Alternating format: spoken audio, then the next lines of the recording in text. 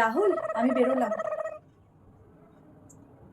তুমি এই ড্রেস পরে যাচ্ছ আর হাতে তো শাঁখা পলা সিঁদুর কিছুই নেই, তোমাকে তো দেখে মনেই হচ্ছে না যে তুমি একজন বিবাহিত মহিলা। মানে আমাকে এখন কি প্রমাণ দিতে হবে নাকি যে আমি বিবাহিত মহিলা একজন? আর এটা কোথায় বা লেখা আছে যে বিয়ে হয়ে গেলে এগুলো ছাড়া রাস্তায় বেরোনো যাবে না?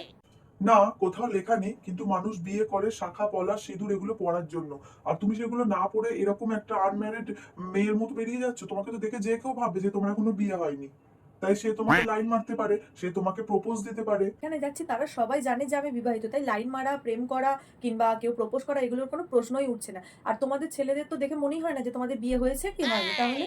ছেলেদের প্রমাণ দেওয়ার মতো সেরকম কোনো জিনিস নেই, তাই জন্যই ছেলেরা এভাবেই বেরোয়। কিন্তু তোমাদের কাছে প্রমাণ দেওয়ার মতো জিনিস আছে, তাও তোমরা এখন ব্যবহারও করো না, পড়ো না, আনম্যারিড মেয়ে হয়ে থাকতে চাও। কিন্তু সেটা কেন আর কতদিন এভাবে চলবে বলো তো? আচ্ছা ঠিক আছে, আমি বুঝে গেছি। আমার বিয়ের পর যখন এরকম ড্রেস পরা, এরকম ইয়ের কোনো স্বাধীনতা নেই, তখন আমি তোমার সাথে আর থাকতে চাই না। আমি তোমার থেকে ডিভোর্স চাই। বাহ রে বাহ, কি দারুণ কথা বললে! কোথা থেকে কোথায় নিয়ে চলে গেলে। আমি তোমাকে বিয়ে হয়েছে, তুমি একটা বিবাহিত মেয়ে, তাই আমি শাখা পলা সিঁদুর ব্যাস এইটুকুই পড়তে বলেছি, এইটুকু পরেই বেরোতে বলেছি।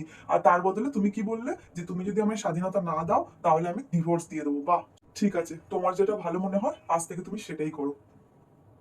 এখন প্রত্যেকটা মেয়ে ড্রেসের সাথে ম্যাচ করে সবকিছু করে। তাই আমার মনে হয় না আমি ভুল কিছু করেছি।